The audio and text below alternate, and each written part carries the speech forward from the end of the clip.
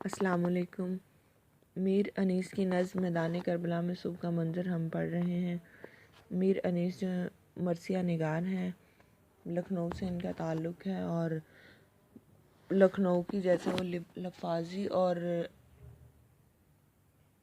सती बयान और मतलब खूबसूरत लफ्ज़ों से तसव्वुर से जो है वो मंज़र पेश करना लखनऊ की तहज़ीब का ख़ासा रहा है और उसी तहज़ीब से इन्होंने बहुत खूबसूरत मरसिया लिखा है। मरसिया में इनका मुकाम बहुत बुलंद है, इनसे बेहतर मरसिया किसी ने नहीं लिखा और इनके बाप दादा भी बल्कि पहले लोग जो हैं वो भी मरसिया लिखते और पढ़ते रहे हैं। अपने एक शेर में कहते हैं, पाँचवीं पुश्त है शब्बीर की मदाही में। तो मैदान करबला में सुबह का मंज़र इन्होंने पेश किया है। हम देखते हैं, जब हम मैदान करबला के बारे में पढ़ते हैं तो वो बहुत बेआबो गया मैदान है जिसमें पानी नहीं है, गर्मी की शिद्दत है, ये सारी चीज़ें हैं। लेकिन मीर अनीस ने अपने तख़य्युल के ज़ोर से उसको बहुत खूबसूरत सब्ज़ाज़ार के रूप में हमारे सामने पेश किया है। क्या कहते हैं? ठंडी हवा में सब्ज़ाए सहरा की वो लहक, शर्माए जिससे अत्ल से ज़ंगारी ये फ़लक, वो झूमना दरख्तों का फूलों की वो महक, हर बरगे गुल पे कतराए शबनम की वो झलक, हीरे खिजल थे गौहर यकता निसार थे, पत्ते भी हर शजर के जवाहर निगार थे। कहते हैं कि ठंडी हवा में सब्ज़ाए, आप लोगों ने हवा चलती हुई देखी होगी, कभी खेतों में जाएं तो फसलें जो हैं वो लहलहा रही होती हैं। अगर हवा चल रही तो वो हिल रही हैं, लहक रही हैं। वो कहते हैं इसी तरह सब्ज़ा सहरा, अब बिल्कुल छोटा सब्ज़ा जो है वो भी इस तरह हिलेगा नहीं, लहक लहक के, जैसे वो कहते हैं बच्चे जैसे लहक के नज़्में पढ़ रहे हैं उस तरह कौन कैसा सब्ज़ा हिलेगा? जो बड़ा होगा, लंबा होगा। जैसे फसलें जो हैं वो लंबी होने की वजह से वो लहलहा रही होती हैं हवा से, बिल्कुल छोटा छोटा सब्ज़ा ग्राउंड में जो घास मौजूद है वो तो नहीं इस तरह से हिल सकती।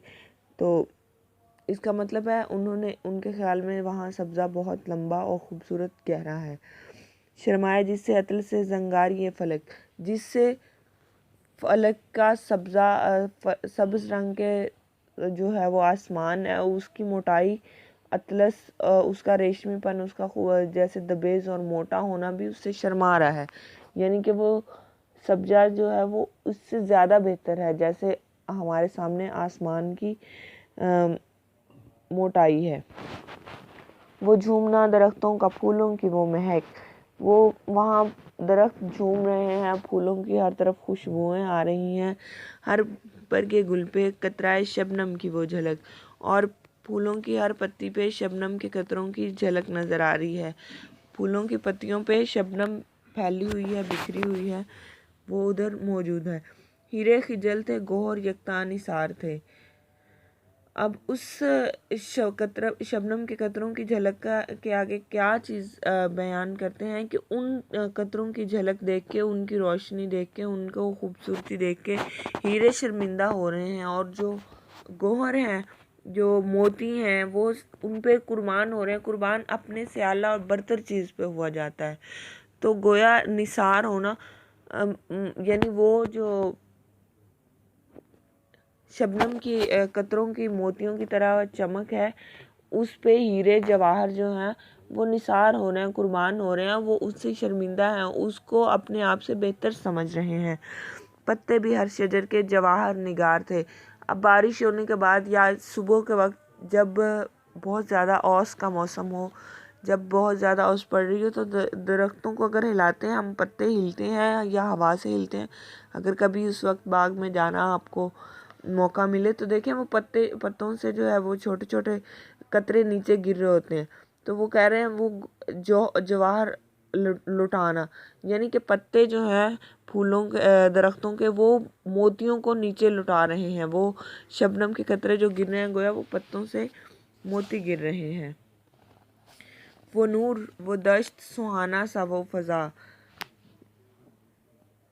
वो कहते हैं सुबह के वक्त जो है वो हमेशा, अगर इतना खूबसूरत मंज़र ना भी हो, कहीं भी सुबह के वक्त बहुत खूबसूरत सी एक रोशनी फैली होती है सूरज के निकलने से पहले, फजर के बाद। वो बिल्कुल ऐसे नूर सा महसूस होता है।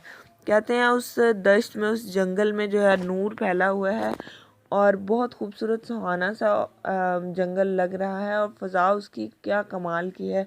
दुराजो कुबक व तहवो ताउस की सदा, और इन सारे परिंदों की वहाँ आवाज़ें आ रही हैं मुख्तलिफ़ किस्म की। कुबक है, मोर, तीतर और इस तरह के सारे परिंदे जो हैं वो वहाँ बोल रहे हैं, उनकी आवाज़ें आ रही हैं। वो जोश गुल अब क्या है?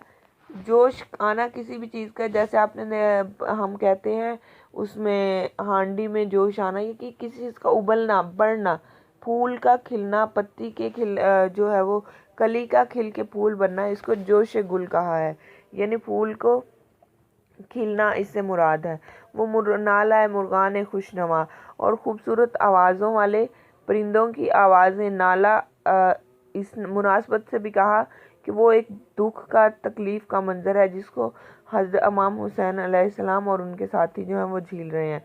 नाला क्योंकि परेशान कुन, तकलीफ़ दे आवाज़ को कहा जाता है। वो जोश गुल, वो नाला है मुर्गान खुशनवा, सर्दी जिगर को बख्शती थी सुबह की हवा। सुबह की हवा को जब हम बाहर निकलते हैं सुबह के वक्त, मौसम कोई भी हो, वो एक ठंडा सा मौसम होता है जैसे बाहर का मौसम है, और अगर उसमें थोड़ी ठंडक है तो यूँ लगता है जैसे जिस्म को ठंड सी महसूस हो रही है, हमें अपने जिस्म में दौड़ती हुई महसूस होती। जिगर को सर्दी बख्शती थी, यानी कि गर्मी का वहाँ कोई ज़ोर नहीं था, बल्कि जो हमारे जिस्म को, जिगर को जो है वो सुबह की हवा, ठंडी हवा जो है वो एक ताज़गी, एक सर्दी, एक ठंडक में पहुँचा रही थी। फूलों से सब शजर सुर्ख पोश थे। फूलों से जो दरख्त हैं वो सब्ज़ रंग के हैं, लेकिन उन फूलों की वजह से वो यूँ लग रहे हैं जैसे उन्होंने सुर्ख लिबास पहने हुए हैं। थाले भी नखल के सब्दे गुल फरोश थे। थाले कहते हैं जो किसी भी दरख्त के साइडों पे जो दायरा बनाया होता है जिसमें पानी दिया जाता है, उस छोटे से घड़े को जो ज़मीन से थोड़ा नीचे होता है उसको कहते हैं थाला। थाले भी नखल बुलंद दरख्त को ज़्यादातर कहा जाता है। तो सब्दे गुल फरोश, शब्द कहते हैं टोकरी। सब्दे गुल फरोश यानी कि दरख्तों के जो थाले थे वो भी फूल बेचने वालों की टोकरी बने हुए थे, यानी कि जैसे फूल बेचने वालों की टोकरियां फूलों से भरी होती हैं, फूलों यानी सिर्फ दरख्तों पे ही फूल मौजूद नहीं थे, वो नीचे गिर के उन्होंने जो सारा मंजर था उसको भी फूलों की टोकरी बनाया हुआ था। वो दश्त, वो नसीम के झोंके, वो सब्ज़ाजार। अब ये बार बार तकरार लफ्ज़ी से वही जो बातें हैं उनको दोहरा के नज़्म में, उस मंज़र में खूबसूरती पैदा की जा रही है। पहले भी वही सुबह के मंज़र की बात हुई है, यहाँ भी वो कह रहे हैं वो जंगल कैसा था, वो बादे नसीम के सुबह की ठंडी हवा के झोंके आ रहे थे और वो सब्ज़ाजार, ये जैसे ऊपर उन्होंने बताया कि वो सब्ज़ा सहरा की लहक और ठंडी हवा, ये वही बातें हैं, लेकिन लफ्ज़ बदल के लफाजी से उन्होंने खूबसूरत मंज़र बनाए हैं। तो और फूलों पे जा बजा वो गोहर आए आबदार, ऊपर हमने यही पढ़ा है, हर बरगे गुल पे कदरा शबनम की वो झलक, वही बात है लेकिन खूबसूरत लफ्ज़ों से उन्होंने उसी बात को एक और अंदाज में बयान कर दिया है। और फूलों पे जगह जगह गोहर हाय आबदार, कीमती मोती चमक रहे हैं, यानी जो है वो शबनम के कतरे चमक रहे हैं और यूँ लग रहा है जैसे वो बहुत कीमती मोती उधर मौजूद हों।